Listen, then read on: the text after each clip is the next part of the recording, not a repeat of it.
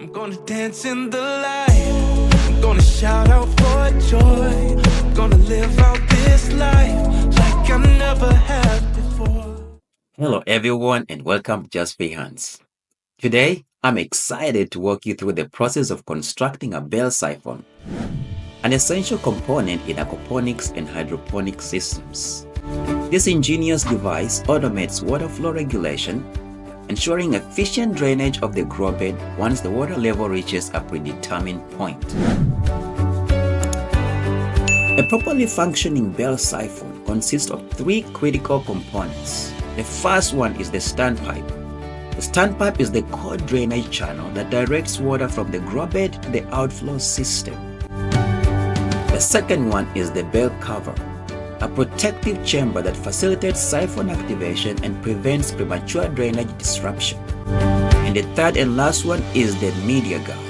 A media guard is a perforated barrier that safeguards the siphon by preventing raw media from clogging the system. There you have it, three main components you always must know. For my standpipe assembly, I utilized three key elements: a threaded male pipe fitting, a reducer, and a bottom fitting that allows secure attachment to the grow bed.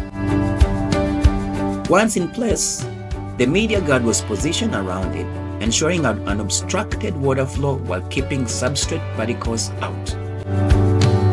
One challenge I've encountered in previous builds was the bell siphon catching on the standpipe grooves, which prevented efficient drainage.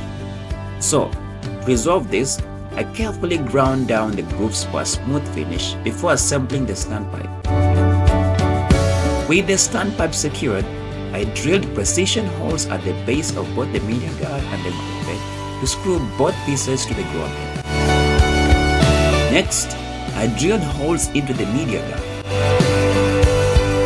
These perforations serve as water entry points and must be tailored to the size of the selected grow media. Since I am using lava rock, a porous, lightweight substrate ideal for root aeration and microbial colonization, I ensured the holes were small enough to allow only water passage while preventing rock intrusion. Once the standpipe and media guard were firmly mounted, I secured the system to the grow bed using a threaded elbow fitting at the bottom. Since a threaded T-shaped adapter wasn't available, I repurposed the elbow to create a functional drainage junction.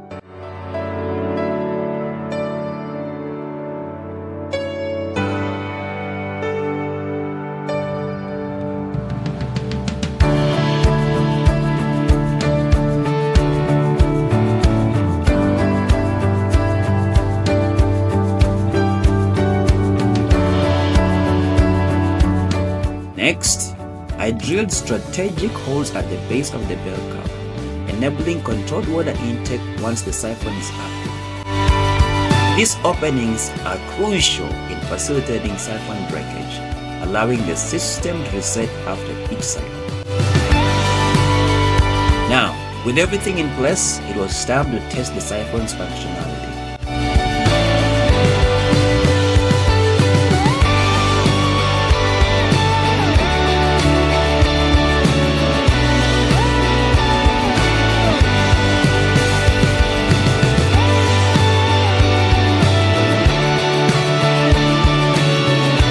Upon activation, I observed that some residual water remained in the grow bed. To resolve this, I drilled additional drainage holes to the lowest point of the bed, ensuring complete water evacuation. The final operational test was a resounding success. The bell siphon activated and cycled as intended, efficiently draining the grow bed with precision and reliability.